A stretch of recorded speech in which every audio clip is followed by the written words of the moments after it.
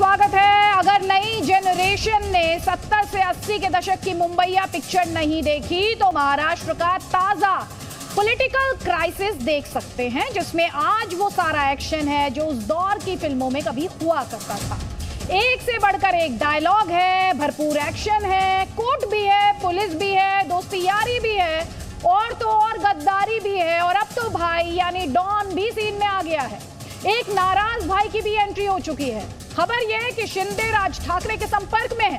3 बार दोनों के बीच बात हो चुकी है फोन पर। ठाकरे की काट ठाकरे में ही ढूंढी जा रही है। सुप्रीम कोर्ट ने महाराष्ट्र की सत्ता संकट पर दोनों पक्षों को नोटिस जारी कर दिया। अब 11 जुलाई को अगली सुनवाई होगी। उधर उद्धव ने शिंदे कैंप में बैठे 9 मंत्रियों से मंत्रालय वापस ले लिए, लेकिन पद से नहीं हटाया, यानी चांस अभी भी रखा है कि घर लौटाओ।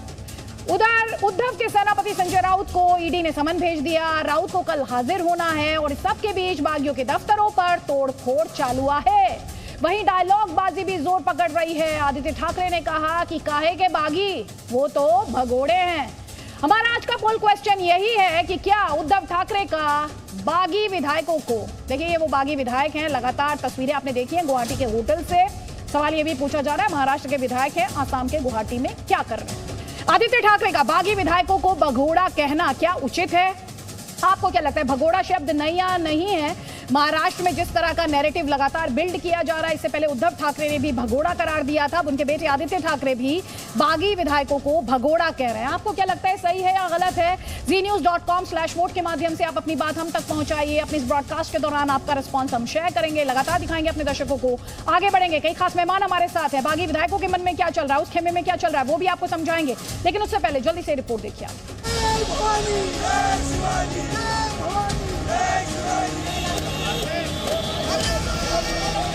पूरा अंदेशा था मुझे रोकने के लिए, शिवसेना को रोकने के लिए कुछ लोग इकट्ठा आएंगे महाराष्ट्र के खिलाफ।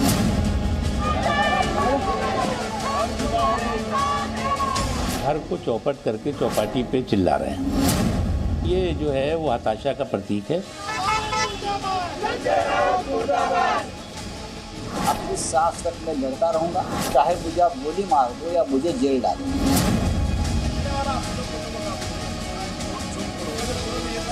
इतने सारे एमएलए एक आदमी पर अगर विश्वास रखते तो उसमें कोई ना कोई तो उस आदमी में कुछ तो रहेगा, उनके साथ कुछ तो गलत हुआ रहेगा। जो भी बागी है, जो भाग के गए हैं, कि मेरे सामने बैठे आंखों में आंखें डाल के बोले कि हमने क्या गलत किया। ईडी की इंक्वायरी राजनीति पर आधारित होती नहीं है। ईडी डिपार्टमेंट, सीबीआई डिपार्टमेंट एक इंडिपेंडेंट डिपार्टमेंट है।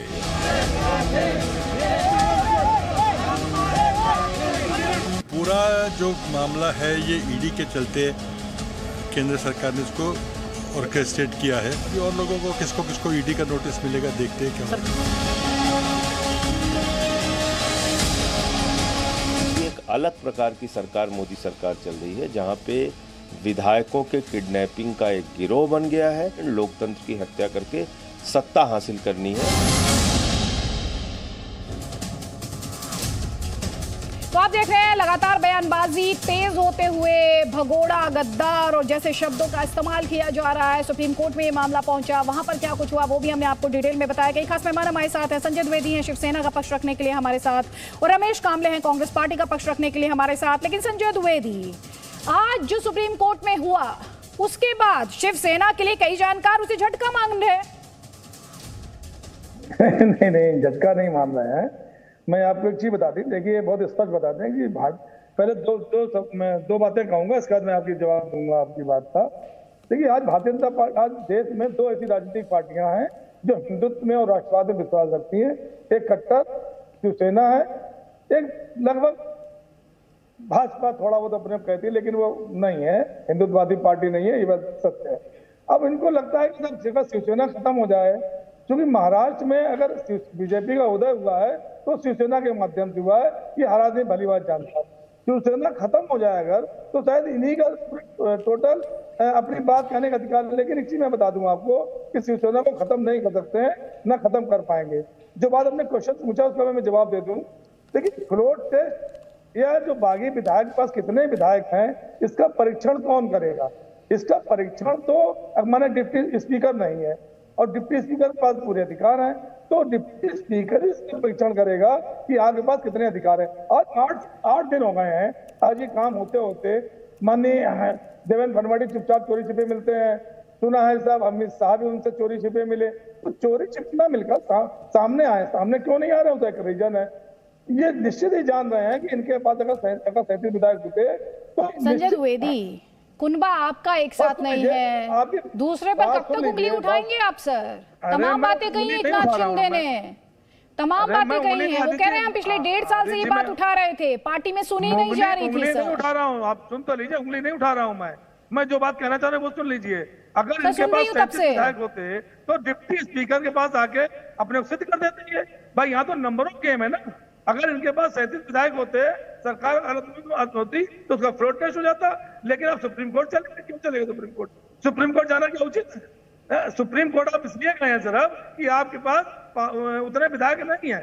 सबसे बड़ा रीजन ये है। आप आज शिंदे जी कह रहे हैं कि साहब वो नवाब मलिक दाऊद के आदमी है, दाऊद संबंध है, तो मैं उनसे बात पूछना चाहता हूँ, बीजेपी ने जब एनसीपी के साथ 2019 सरकार बना ली थी तो क्या भारतीय जनता पार्टी ईडी नहीं दिखा था कि नवाब मलिक के ईडी में घोटाले में या जो दूसरे मंत्री गिरफ्तार है वो घोटाले में, तब इनको दिखाई नहीं पड़ रहा था। अगर सरकार न गिरी होती तो शायद सरकार एनसीपी होती, और ऐसे मंत्री लोग देश में काम कर रहे होते। ठीक है, जवाब ले लीजिए अपनी जय अवस्थी, जवाब ले लीजिए सर, लेकिन आपसे जो सवाल है वो बरकरार है सर, आपसे जो सवाल है वो बरकरार है, जवाब ले लीजिए अपनी जय अवस्थी से।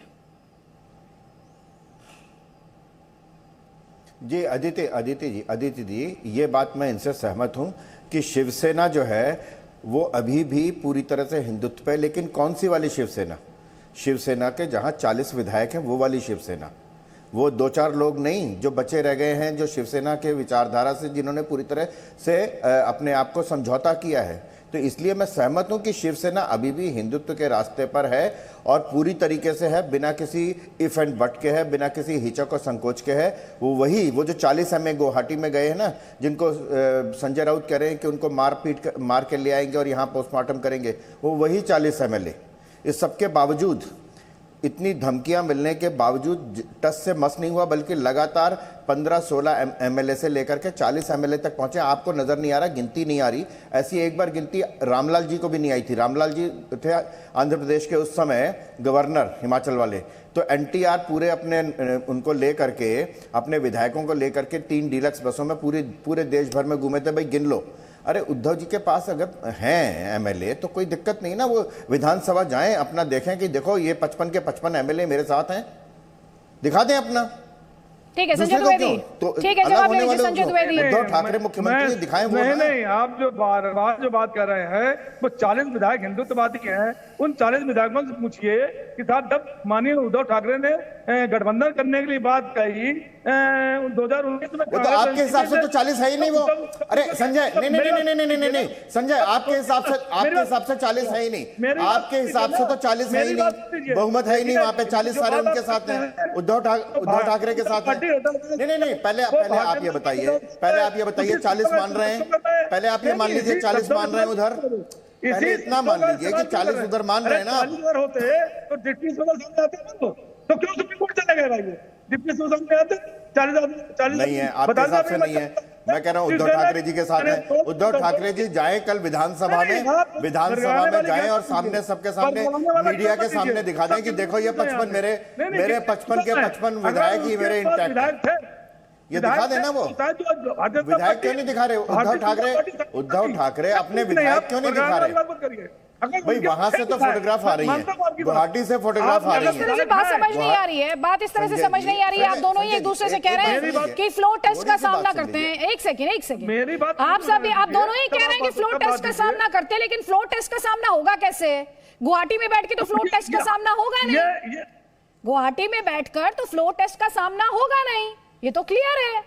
लेकिन मनीष दुबे, तो मैडम सुनिए प्लीज, मुझे दूसरे गेस्ट को भी इंक्लूड करने दीजिए इस डिस्कशन में सर, प्लीज दूसरे गेस्ट को भी इंक्लूड करने दीजिए, क्योंकि हम बात महाविकास आघाड़ी की कर रहे हैं। मनीष दुबे, लगातार जिस लीडर को लेकर सवाल उठे हैं वो लीडर शरद पवार भी हैं, जो विरोधी हैं, जो एकनाथ शिंदे गुट है, वो लगातार ये कह रहा है कि एनसीपी और कांग्रेस की वजह से ये चैलेंजेस क्रिएट हुए और सबसे ज्यादा मलाई अगर किसी ने खाई तो एनसीपी और कांग्रेस ने ही खाई है। शिवसैनिक पीछे छूट गया। अदिति जी, ऐसा है कि मैं आपको पहले तो बताना चाहूंगा कि वसूलों पे यहाँ चाहे तो टकराना जरूरी है।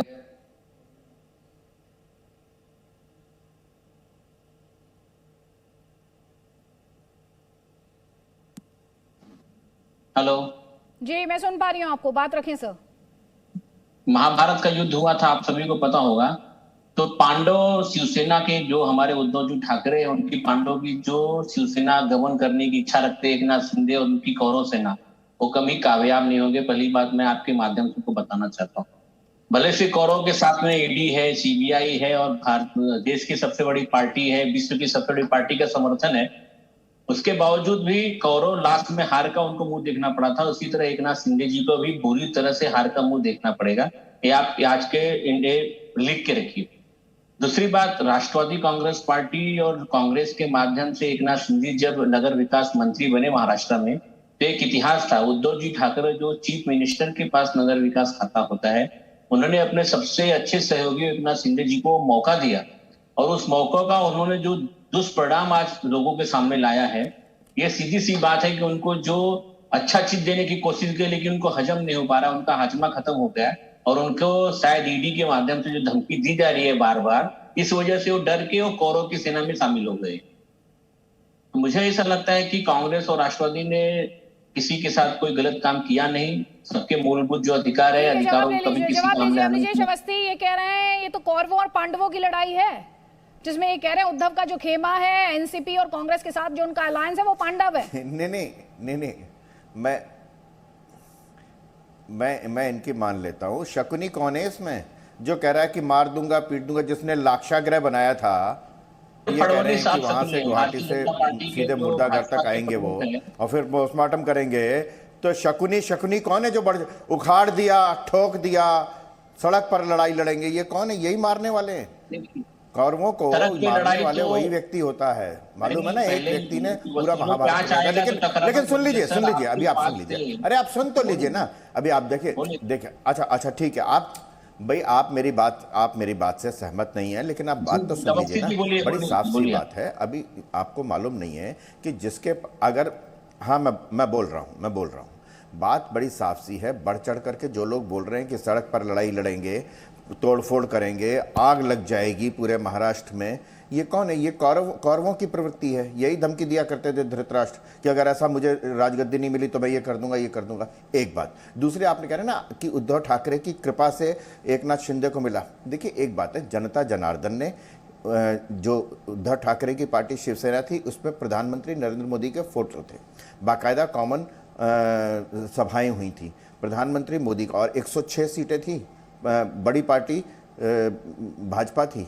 अगर आज वो उद्धव ठाकरे कह रहे हैं मुझे सत्ता का मोह नहीं है, सत्ता का मोह नहीं था, अगर सत्ता का मोह नहीं था, मुख्यमंत्री पद की चाहत नहीं थी, तो फिर क्या दिक्कत थी? लड़ाई तो सिर्फ ये थी कि मुख्यमंत्री मैं बनूंगा, सिर्फ यही तो लड़ाई थी ना। बाकी तो साथ साथ मिलकर लड़े थे, चलिए इसमें जवाब संजय द्विवेदी से लेंगे। सिर्फ मुख्यमंत्री बनने के लिए। देखिए अवस्थी जी, आपको बधाई हो कि आप भाजपा के प्रवक्ता बन के आए, आपको नमस्कार। अब मैं अपनी बात पूरी कर दूं। देखिए माननीय बाला साहब ने 4 व्रत लिए थे और उन्होंने उन व्रतों को निभाया। पहला था कि मैं कभी भी कोई पद नहीं लूंगा, और आखिर तक उन्होंने नहीं लिया। उनकी जो चौथी वाली थी, जिस पर उन्होंने दाढ़ी बनाई थी, शायद आप सभी को याद होगा कि उनकी लंबी दाढ़ी थी। जब उनकी डेथ हुई, लंबी दाढ़ी थी। वो उन्होंने क्या व्रत लिया था कि महाराष्ट्र में सरकार बननी चाहिए। यही बात भारतीय जनता पार्टी सब नेताओं को मालूम, उनको बताई गई। जब उन्होंने कह दिया कि साहब हम आपको नहीं बनाएंगे मुख्यमंत्री, 40 विधायक लेके माननीय नीतीश कुमार मुख्यमंत्री बन सकते हैं, और उनकी पार्टी जो आरजेडी और जेडीयू का गठबंधन था तोड़ के सरकार बना सकते हैं। लेकिन भारतीय जनता आज एकनाथ शिंदे को मुख्यमंत्री नहीं बनाएंगे। ये भी मैं बता दूं, देवेंद्र फडणवीस मुख्यमंत्री बनेंगे। तो ये जो चीजें हैं, तो उसी बात को लेके माननीय उद्धव ठाकरे ने कहा कि साहब उनकी कसम है, उस कसम के लिए अगर एकनाथ शिंदे का, मैंने अभी प्रदीप केलकर जी हैं, एक मेरी टीवी डिबेट उनसे बात हुई, मैंने कहा भाई माननीय उद्धव ठाकरे जी मुख्यमंत्री बन रहे थे तो आपने क्यों नहीं बोला नहीं मेरे चीफ बने हैं इसलिए मैंने उनको नहीं रोका। मेरे पास वीडियो भी उसका है, उनको सामने बात करने का। और हमको जो पद जो मिले आपके विभाग वो हल्के मिले, तो क्या भारतीय जनता पार्टी में जाएंगे तो विभाग के बड़े बड़े मिल जाएंगे, सब मुख्यमंत्री बन जाएंगे क्या? मुझे तो नहीं लगता है।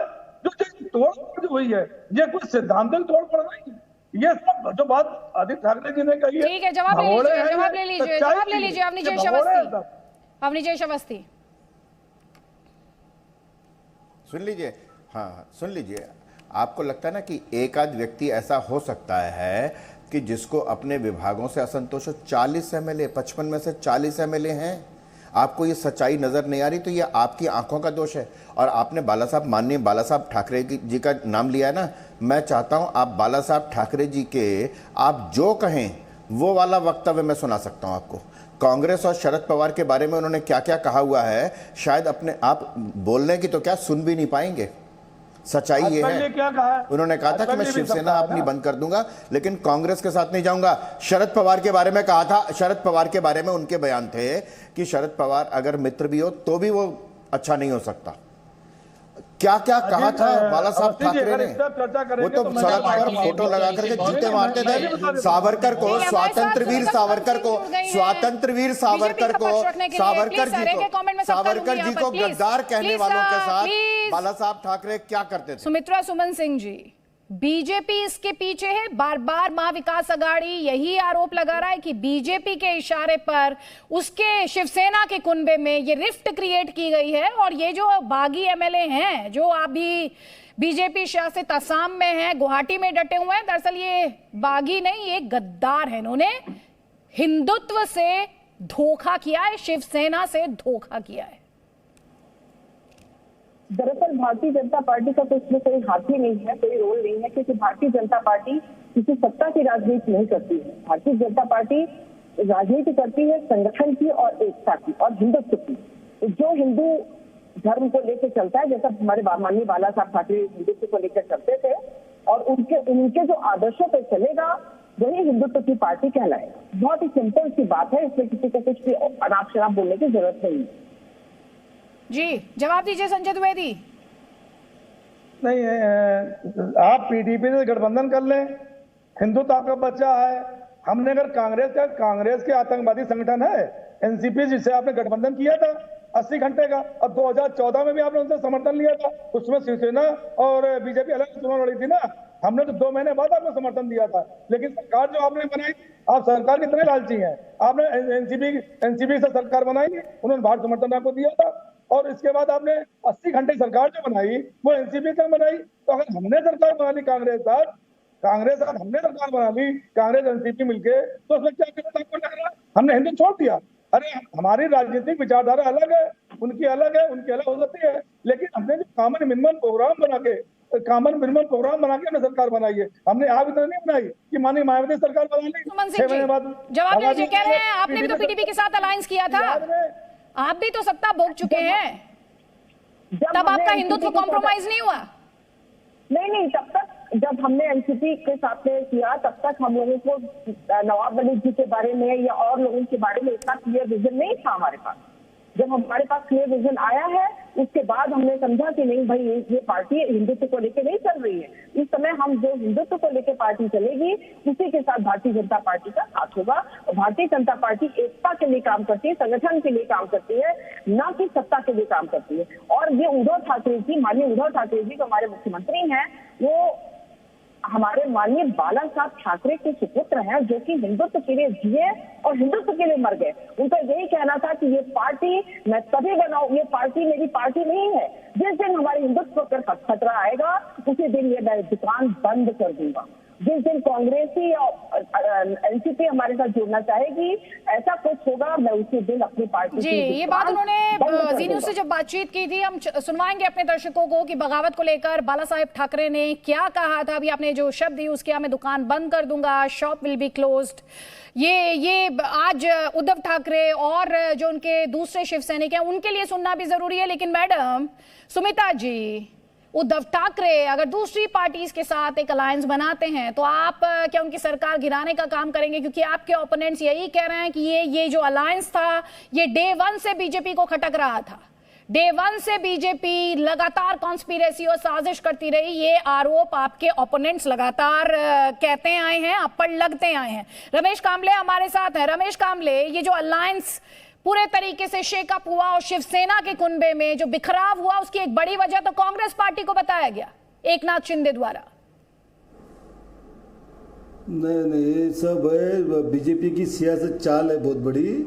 एक्चुअली एक भारतीय यंत्रणा का दुरुपयोग कर रहे हैं, ईडी सीबीआई जैसे यंत्रणों का दुरुपयोग करके सबको धमका के ये गलत कर रहे हैं और इसको सब डर के कोई एमएलए गए उसमें। ये तो बीजेपी की सियासत। चलिए, आप कह रहे हैं कि एजेंसीज के दुरुपयोग किया गया है, एजेंसीज का उसके माध्यम से दबाव बनाया गया है, एजेंसीज का दुरुपयोग करके दबाव बनाने की कोशिश की गई है। और आपको ये भी बता रहे हैं हम लगातार कि सुप्रीम कोर्ट में एक्शन के बाद अब बीजेपी एक्शन में है। फडणवीस के घर बीजेपी की बैठक, बीजेपी कोर कमेटी की ये बैठक है, महाराष्ट्र बीजेपी के नेताओं की बड़ी बैठक इसे माना जा रहा है। बीजेपी के कुछ नेताओं की तरफ से इस तरह की बयानबाजी की गई है कि अगले 50 घंटे में महाराष्ट्र में उद्धव ठाकरे की जगह नए अलायंस की सरकार बन जाएगी। उस लिहाज से बीजेपी की ये बैठक बहुत अहम हो जाती है, ये मीटिंग काफी अहम हो जाती है यहाँ पर महाराष्ट्र बीजेपी के नेताओं की। और इस मीटिंग पर हर किसी की निगाहें टिकी हुई हैं। देवेंद्र फडणवीस जो फॉर्मर सीएम है, उनके घर पर यह मीटिंग हो रही है। ऐसे में दिलचस्प होगा कि इस मीटिंग में बीजेपी की स्ट्रेटेजी क्या रहेगी। अगर आप शुरुआत में देखें तो बीजेपी ने वेट एंड वॉच पॉलिसी का इस्तेमाल किया, उस रणनीति पर आगे बढ़ी, लेकिन बीते दिनों में बयानबाजी तेज हुई है। अगर बीजेपी के खेमे से भी यहां पर बात की जाए। अश्विन मेरे सहयोगी इस वक्त हमारे साथ हैं बीजेपी की इस बड़ी मीटिंग को लेकर। अश्विन, आपके पास क्या है अपडेट, जल्दी से बताइए हमारे दर्शकों को।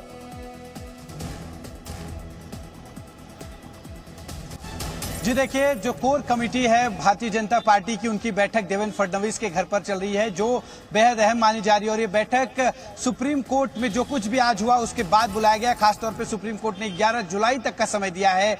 ऐसे में ये बैठक में क्या कुछ बीजेपी अपनी रणनीति तय करती है उस पर फोकस होगा, जिसमें चंद्रकांत पाटिल, आशीष शेलार, देवेंद्र फडणवीस, साथ ही बीजेपी के अन्य सीनियर लीडर्स जो है इस वक्त सागर बंगलो पर हैं। और ये बैठक खास तौर पे अगर हम देखें तो जिस तरह से पिछले 5-6 दिनों में सारी स्थिति हो रही है, उसमें बीजेपी ने अपने आप को साफ तौर पे कह दिया था कि वो राजनीतिक परिस्थितियों पर नजर बनाए हुए है, इस पर वो पूरी तरह से वॉच कर रही है। और आज जो स्थिति हुई है, ऐसे में अब बीजेपी ने कोर कमेटी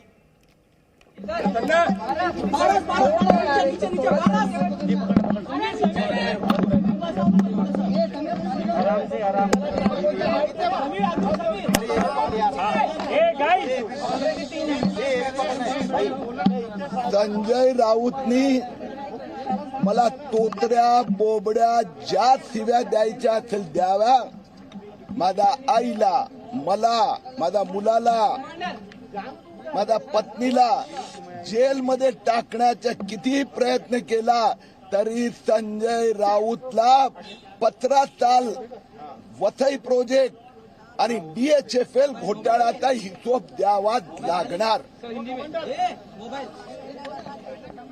संजय राउत ने मुझे किरीट सोमाया को जितनी गालियां देनी है दे, मेरी पत्नी को, 90 साल की मां को, मेरे बेटे को, मुझे जेल में डालने के जितने प्रयास करने वो करे, लेकिन हिसाब तो देना पड़ेगा। वो 15 साल का घोटाला हो, वो वसई की जमीन का घोटाला हो। महाराष्ट्र बीजेपी के नेताओं की अहम बैठक, देवेंद्र फडणवीस फॉर्मर सीएम, उनके घर पर बीजेपी की ये बैठक होगी। बड़ा सवाल ये बीजेपी जो है आगे के लिए किस तरह की रणनीति अपनाती है, क्योंकि बीजेपी के कुछ नेताओं द्वारा इस तरह के भी स्टेटमेंट दिए गए कि अगले 50 घंटे में महाराष्ट्र में सत्ता परिवर्तन हो जाएगा। सुप्रीम कोर्ट में आज जो कुछ कहा और सुना गया, उसके बाद बीजेपी की ये मीटिंग कई मायनों में बेहद खास हो जाती है। मेरे सहयोगी अश्विन पांडे हमारे साथ है। अश्विन पांडे, ये मीटिंग कितने बजे होनी है, क्या उसे लेकर इन्फॉर्मेशन है आपके पास या शुरू हो चुकी है?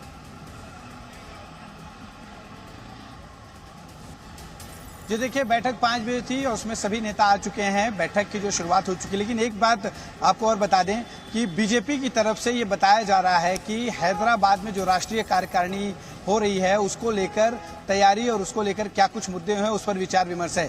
लेकिन देखा जाए तो महाराष्ट्र में जो राजनीतिक समीकरण इस वक्त बदल रहा है, जो राजनीतिक हलचल पिछले हम कुछ दिनों से देख रहे हैं, उस मुद्दे पर बेहद अहम बैठक है। और इस पर और भी हम गौर कर सकते हैं, वो इसलिए चूंकि इस वक्त गुवाहाटी में भी हमारे सहयोगी राकेश त्रिवेदी के मुताबिक वहां पर भी जो बागी विधायक हैं उनकी भी एक बैठक चल रही है। तो क्या उन बागी विधायकों से जो कुछ बातें निकलेंगी वो बीजेपी तक पहुंचे और फिर बीजेपी उस पर कुछ निर्णय ले, इस पर भी जो है इस तरह की बातें भी सामने आ रही हैं।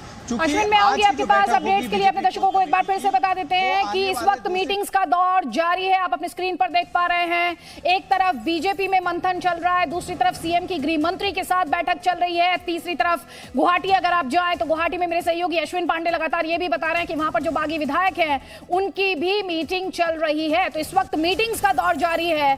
इन मीटिंग्स के दौर के बीच मेरे कई सहयोगी इस वक्त हमारे साथ हैं, आगे बढ़ेंगे, लेकिन यहां पर बहुत ज्यादा जरूरी हो जाता है जब आप लगातार इन राउंड्स ऑफ मीटिंग्स के बारे में समझने की कोशिश कर रहे हैं। तो बाला साहेब ठाकरे, जिनका नाम बार बार बीते दिनों में महाराष्ट्र की पॉलिटिक्स में हर खेमे ने, चाहे वो एकनाथ शिंदे गुट हो या उद्धव ठाकरे की शिवसेना हो, बार बार बाला साहेब की बात की गई है। क्यों बाला साहेब की बात की गई है ये आपके लिए समझना जरूरी है। और बाला साहेब से जब बगावत को लेकर सवाल पूछा गया था कि अगर उनके सामने बगावत होती है तो वो क्या करेंगे, उनका जवाब सुनना अपने आप में बहुत अहम हो जाता है। ये कुर्सी का मोह मुझे नहीं है। क्या कुर्सी होती है? क्या कुर्सी क्या होती है? When people accept me as a king maker, why should I? King maker है तो किंग को क्या जरूरत है कुर्सी के पर? तुम्हारी कुर्सी है नहीं, बैठो आराम से, कोई खींचने ले जाएगा। पार्टी में इतनी तफावत, इतनी मतभिन्नता, और ऐसे झगड़ते रहेंगे। मैं भी कह सकता हूँ भाई ये चलने वाला है तो दुकान बंद कर दूंगा, मैं दुकान बंद कर दूंगा। मैं कहता हूँ ये मैं मेरी शिवसेना की कांग्रेस नहीं होना दूंगा, नहीं, कभी नहीं। और मुझे जब ये मालूम होगा कि हो रही है तो I will close my shop. अलग हो जाएंगे? हाँ, अलग हो जाएंगे उनसे? अलग नहीं चाहिए। शिवसेना चुनाव नहीं लड़ेगी। जाओ, कहाँ जाएंगे लोग, कहाँ जाएंगे?